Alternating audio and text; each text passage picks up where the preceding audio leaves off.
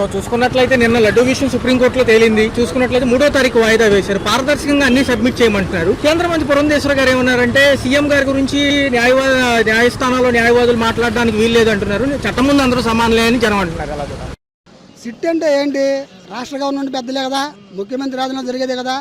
నువ్వు ఎంక్వైరీ చేసుకొని నువ్వు జడ్జిమెంట్ ఇస్తే ఎలా తెలియద్ది? సిబిఐకి పంపించాలి. లడ్డూ గురించి మీ రాద్ధాంతం ఏంటి? మీ రాద్ధాంతం ఏంటి? గుళ్ళో దేవుడు లేడా? దేవుడు కాపాడాలని చెప్పి అందరూ వెళ్తుంటే దేవుడు లడ్డూకే లక్ష్యం లేకపోతే ఇంక సామాన్య ప్రజలను ఎవరు కాపాడాలి? రాజకీయ నాయకులు మీరు కాపాడతారా? దేవుడు ఉన్నట్టే లేనట్టా? చూసుకున్నట్లయితే ఏదైతే దళితులు ఉన్నారో మొన్న అంబేద్కర్ బ్యానర్ చింపారని రఘురామకృష్ణరాజు గారి పైన ఫైర్ అవుతున్నారు. ఎందుకు చింపారంటారు సార్? అసలు ఏంటి అసలు? అది ఏం లేదండి, అంబేద్కర్ గారిని మొక్కుతారు, దేవుడు అంటారు, వెనకాల అంబేద్కర్ భావజాలని తొక్కేస్తున్నారు. రఘురామకృష్ణరాజు ఒక మతోన్మాది. ఇప్పుడు ప్రస్తుతం ఉన్న వీళ్ళు వెనకాలంతా బీజేపీ గవర్నమెంట్ ఉంది. ఈ బీజేపీ గవర్నమెంట్ ఏం చేస్తుంది?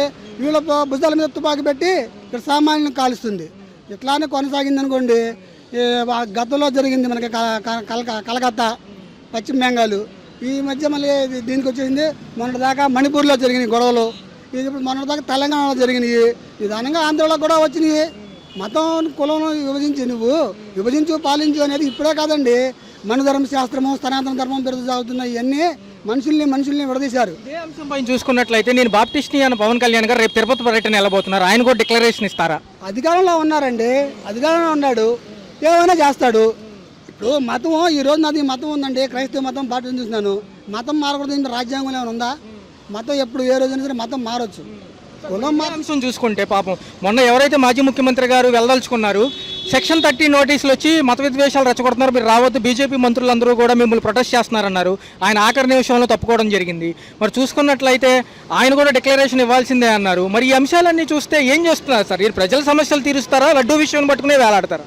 ఇప్పుడు ఇది మత విద్వేషాలని ప్రజల సమస్యగా మార్చి ప్రజల మీద బలవంతంగా రుద్దారు. ఇది ఎవరికి కావాలి? తెల్లాలేస్తే వాడి పని ఆడు చేసుకోవాలి. సాయంత్రంకి వచ్చేప్పటికల్లా వాడు తిండి కుటుంబాన్ని పోషించుకోవాలి. ఏదైనా మతం మీద భక్తి ఉందనుకోండి, వాడి ఇంట్లో దండం పెట్టుకుంటాడు. 6 నెలలకో సంవత్సరంలో ఏదో మొక్కు పిలుచుకుంటే గుడికి వెళ్తాడు. మతాలతో రాజకీయానికి సంబంధం ఏంటండి? మతము రాజకీయం రెండు దొంగలు. మతం అవసరమైనప్పుడు రాజకీయం ఎంటర్ అయింది, రాజకీయానికి అవసరమైనప్పుడు మతం ఎంటర్ పెడుతున్నారు. రాజకీయ మతం రెండు ఒకటి కాదు, మన సెక్యులర్ దేశం, అలా ప్రవర్తించాలి. అంతేగాని ఈ మతాలు కులాలు ఇవన్నీ, మతమో కులమో రెండు మూఢనమ్మకాలే. బ్రాహ్మణులకి మూల పురుషుడు వశిష్ఠుడు అంటాడు. వశిష్ఠుడు ఎవరు? దేవవేశ్య ఊర్వశి వాళ్ళ కొడుకు. ఊర్వశి ఎవరు?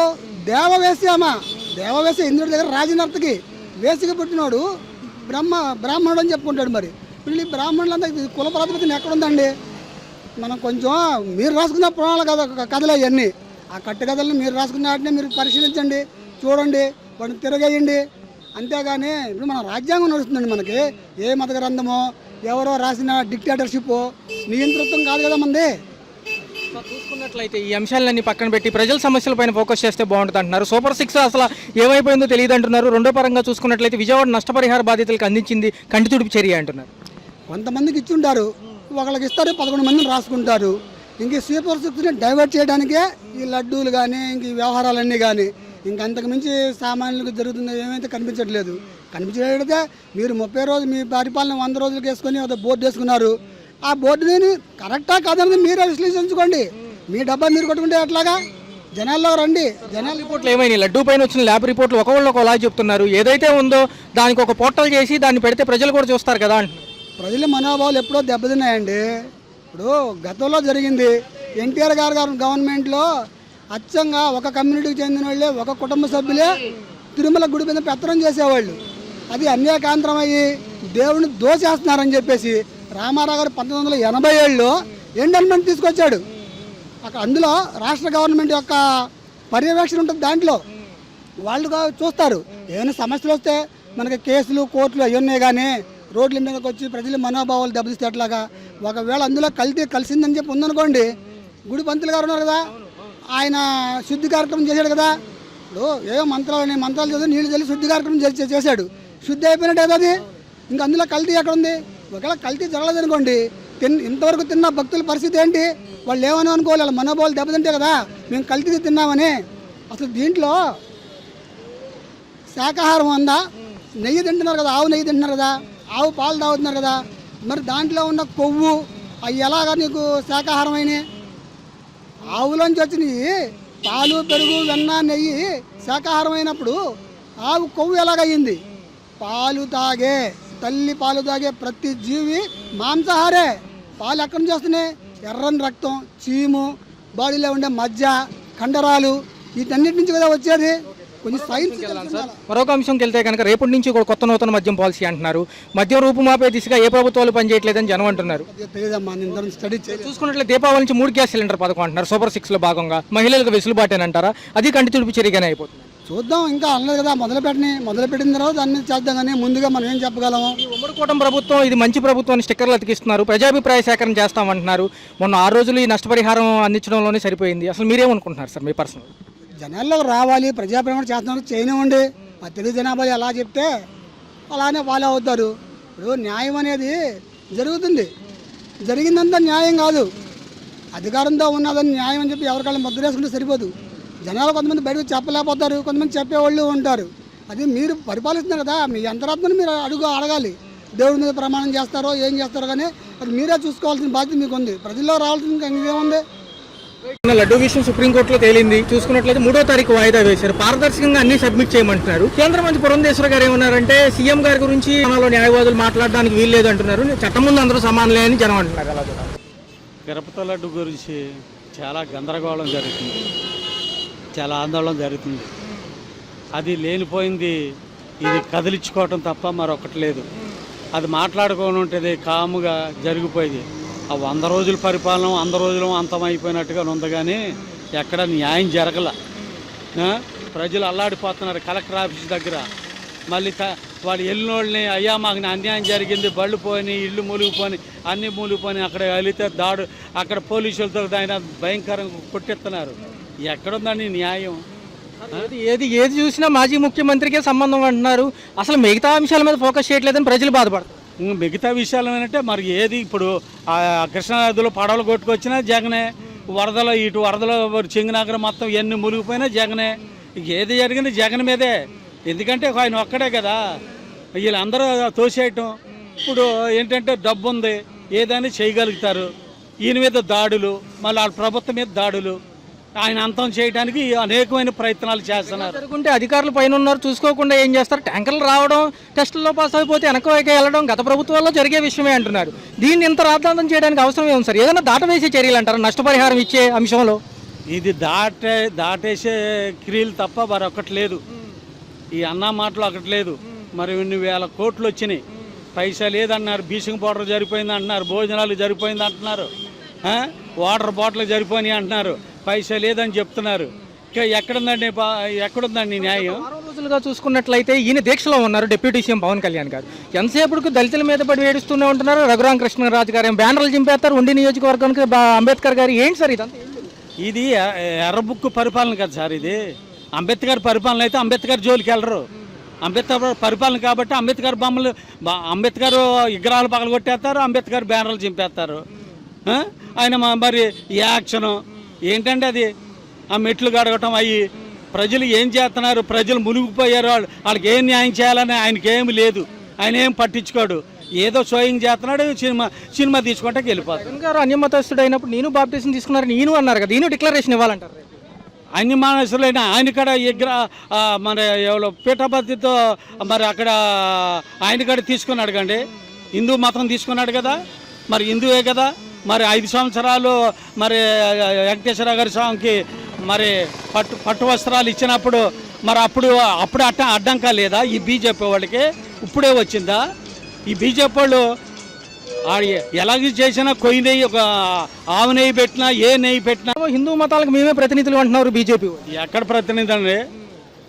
30 విగ్రహారాధనలు పడగొట్టేస్తే ఒక బీజేపీ వాడు మాట్లాడాల. మరి ఆ 30 గుళ్ళు పడగొట్టేస్తే జగనే కట్టించాడా? మరి విగ్రహార్థడా కృష్ణనా? మరి దేనికి సంబంధించినడు ఆయన? ప్రభుత్వాల్లో బూట్లు వేసుకుని పూజలకి వెళ్ళిన చంద్రబాబు నాయుడు గారు ఫోటోలు బయటకు వచ్చినాయి. అప్పుడు ఆలయ ధ్వంసాల ఫోటోలు బయటకు వచ్చినాయి. మరి వీటి మీద మాట్లాడలేదు. అవి మాట్లాడరు. ఆయన బూట్లు వేసుకుని వెంకటేశ్వర స్వామి దగ్గరికి వెళ్ళొచ్చు. మన ఈయన పవన్ కళ్యాణ్ గారు చెప్పులు వేసుకుని కనకదుర్గ గుడికి వెళ్ళొచ్చు. వీళ్ళు చేయొచ్చు. జగన్ గారు ఏమి లేకోకుండా కాళ్ళు చెప్పులు లేకుండా పాదయాత్ర చేసినా ఈయనే తప్పుడు. సెక్షన్ 30 నోటీసులు ఇచ్చి అడ్డుకున్నారు. నేను అన్యమతస్తుని అయితే మా నాన్నగారు ఇంతకు ముందు పట్టుబట్టలు సమర్పించారండి, దీనికి ఎందుకు ఇంత రాద్ధాంతం చేస్తారు? నిజంగా ఉంటే ల్యాబ్ రిపోర్ట్లో తెలియదు కదా, ల్యాబ్ రిపోర్ట్ ఏదంటే ఏం చెప్పట్లేదు. ఏం చెప్తారండి? ఆయన గతం నుంచి వాళ్ళ తండ్రి గారి కారించి మరి పట్టు వస్త్రాలు ఇస్తున్నారు కదా, ఈ గుర్తుంటలేదా? ఇవన్నీ మర్చిపోయారా? ఇప్పుడే గుర్తు వచ్చినాయా? తేలద్ది, సుప్రీంకోర్టులో వేశారు కదా, దాని సంగతి ఏంటనేది తేలద్ది. విజయవాడ నడిబొడ్డులో ఉన్న అంబేద్కర్ బొమ్మ దేని తొలగించడానికి ప్రయత్నించి పేర్లు ఒకటే తొలగించి ఆపారు. ఈ విషయాన్ని చూసుకున్నప్పుడు కూడా వీళ్ళు ఏదో కంటితుడుపు చర్యగా నామకరణంగా ఏదో ఏదో చెప్పి తప్పించుకున్నారు తప్ప అసలు వీళ్ళకి నిజంగా విశ్వాసం ఉందంటారు దళితులపైన? ఈసారి దళితుల పైన ఎలాంటి విశ్వాసం లేదు. ఎంత ఇబ్బంది పడుతున్నారంటే పథకాలు ఇస్తానన్నాడు, మోసం చేశాడు, ఎన్నో మోసం చేశాడు తప్ప ఏమీ లేదు. దళితుల గురించి, పేదోళ్ళ గురించి, మరి పేదలు అల్లాడిపోతుంటే వాళ్ళకి రైతు భరోసా ఇస్తానని అది లేదు, ఏమీ లేదు. సనాతన ధర్మాన్ని నేను కాపాడుతాను, నేను ముందుంటాను అంటున్నారు. విజయవాడ నష్టపరిహారానికి ఎందుకు ఇవ్వలేదు? విజయవాడ నష్టపరిహార బాధితులకి ఏదైతే నష్టపరిహారం కంటి తుడుపు చర్యగానే అందింది, సనాతన ధర్మాన్ని లడ్డు విషయంలో ముందుండే పవన్ కళ్యాణ్ ఈ విషయంలో ఎనమాలి ఎందుకుంటున్నారు? ఆయన ప్రజలకి ఏమందిందా అందలేదా ఏమని అలగట్టుకునేది లేదు. ఆయనకి ఇస్తానికి మళ్ళీ మూడు మినిస్టర్ పదవులు ఇచ్చారు ఆయనకి. ఎందుకు ఉపయోగం ఏముందండి? ప్రజలు ఏమైపోయారు? మీ పథకాలు అందినయా, మళ్ళీ అయితే మిలుగుపోయిన వాళ్ళకి నష్టపరిహారం అందిందా లేదా అని ఎవరి దగ్గర సింగనగరం వచ్చి ఎవరినన్నా కనుక్కోవటం ఉందా? లేకపోతే ఆయన మరి అది ఆయన పిఠాపురంలో ఏమన్నా రైతులు ఏమన్నా అక్కడ వ్యవసాయం అంతా పాడైపోయింది, మరి రైతులకి ఏమైనా అందిందా అనేది కానీ అక్కడ అడుగుతూ ఉన్నదా? ఏంటంటే ఇక్కడికి వచ్చి మెట్లు కడుక్కోవటం తప్ప. లోకేష్ గారు ఏమో ఆ కంపెనీ విశాఖలో ఆయన అక్కడికి వెళ్తాడు, ఈయన వచ్చాము ఇక్కడ మెట్లు కడుగుతాడు. ఈయన 3 మినిస్టర్ పదవులు పెట్టుకుని ఈయన నిలవలసిన వాళ్ళను ఆయన పంపడం ఏంటి, ఈయన వచ్చి మెట్లు గడవటం ఏంటి? ఎక్కడ న్యాయం ఉందండి? చూసుకుంటే మళ్ళీ 100 రోజుల పాలన పూర్తయింది, మేము మంచి ప్రభుత్వాన్ని స్టిక్కర్లు అతికిస్తున్నారు, ఇంటింటికి ప్రజాభిప్రాయ సేకరణ చేస్తారంట. ఏమని చేస్తారు?